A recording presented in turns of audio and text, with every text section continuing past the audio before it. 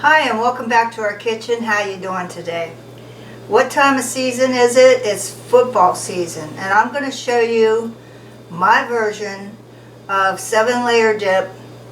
And actually I had to make it gluten-free, dairy-free, so let me show you how I converted it to make it 7 layers without the cheese. And I'm going to show you right now how to do that.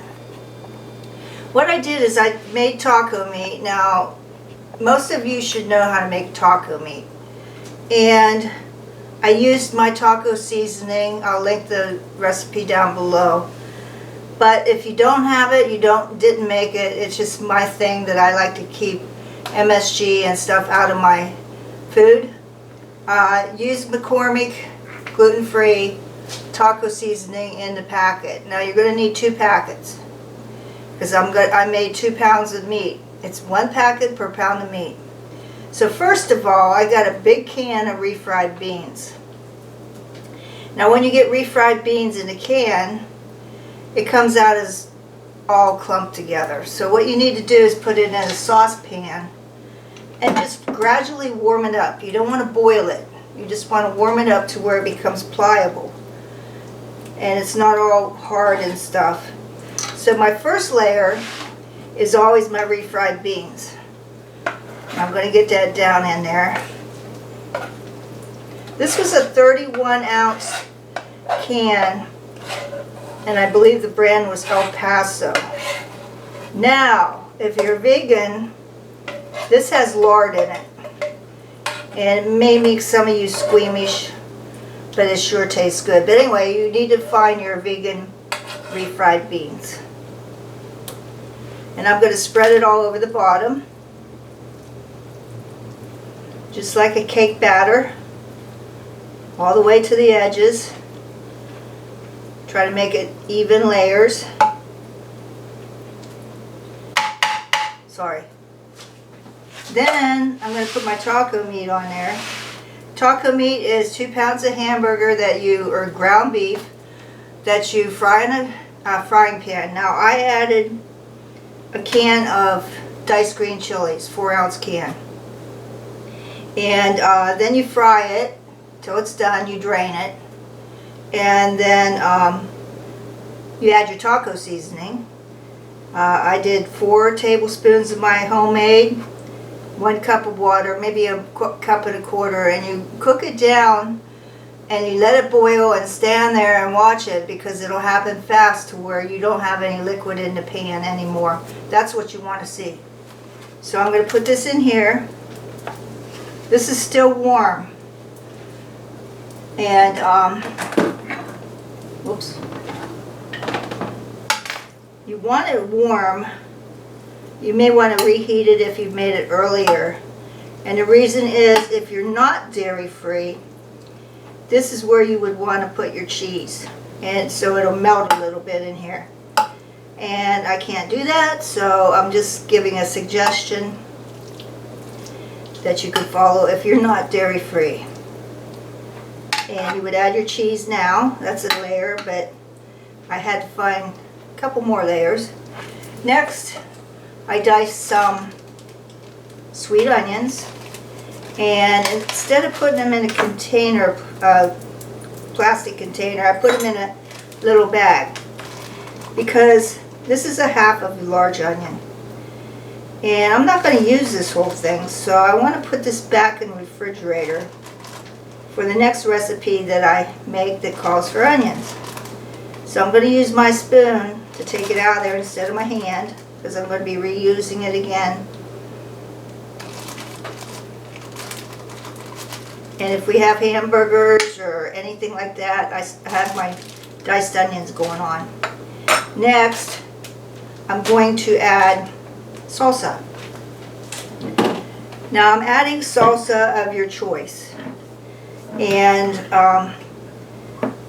you could use my homemade salsa, but I find that it's a little bit too thin. So I like the thick and chunky salsa that you buy on the shelves. I mean, we could make it, but I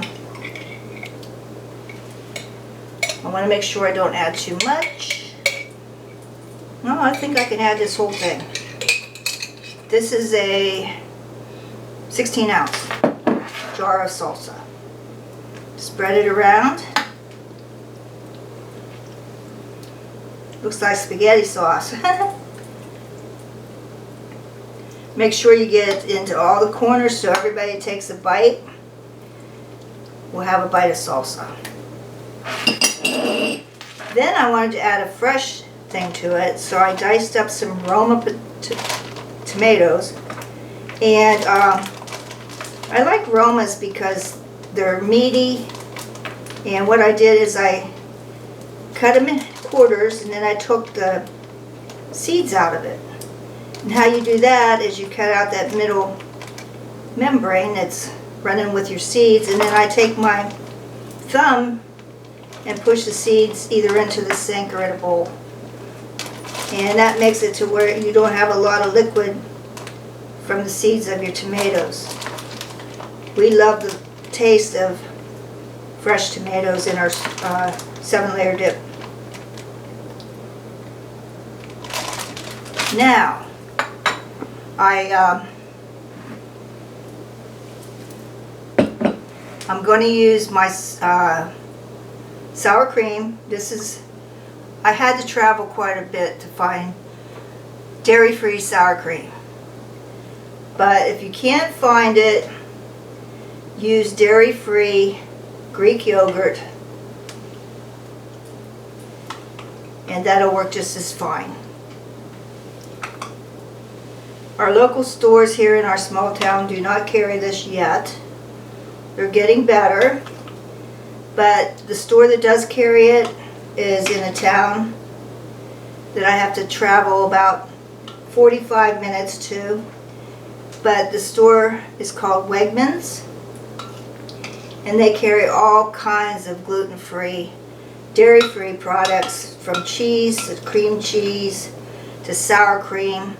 And sometimes I'll just go over there and load up.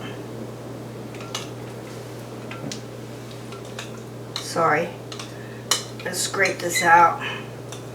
And I'm going to spread it around like icing on top.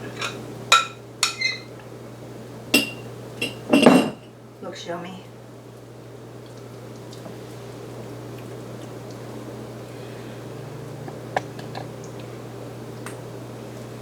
Now, to top this off, a lot of times I would put diced black olives. Well, I found out I didn't have any today, so I'm going to use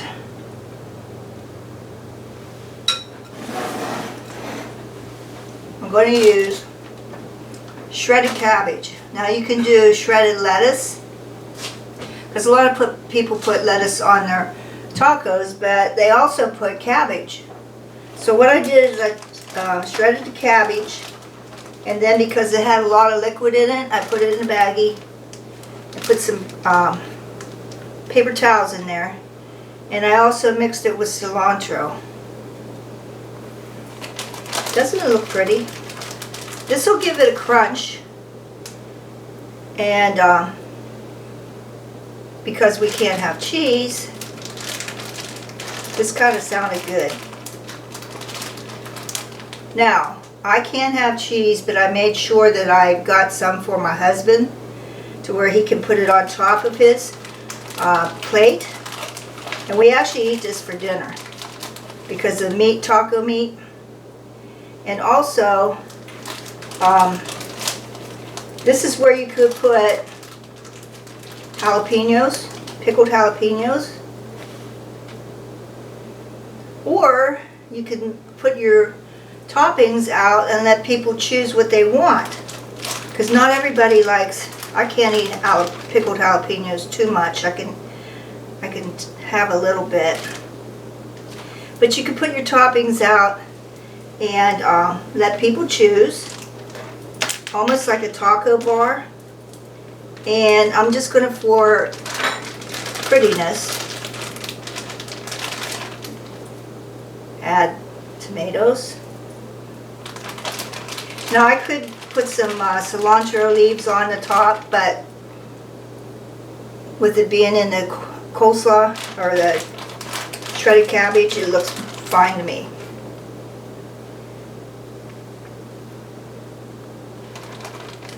Okay. Now this can be served room temperature. What you can make it ahead of time. Make your hamburger meat ahead of time, or taco meat I should say. Hold off on your refried beans because that's like maybe 5 minutes to stir them in a pan. But you could make that earlier. You could actually make this earlier, put it in a refrigerator, take it out and let it warm up to room temperature. I like it room temperature, not cold, although it could be served cold.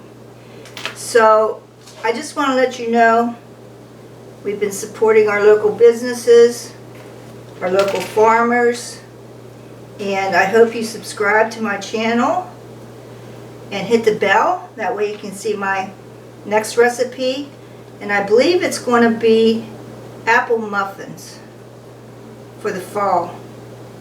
So we're going to see you next time. Bye. Hi, I just wanted to show you what this dip looks like when it's done. I'm going to make a plate for my husband, but you have all these layers. You can see the beef, the beans, and I really like the tomatoes on the top of it. And I hope you make this for your football party or your home football party so you can make it gluten-free, dairy-free. And I hope you enjoy.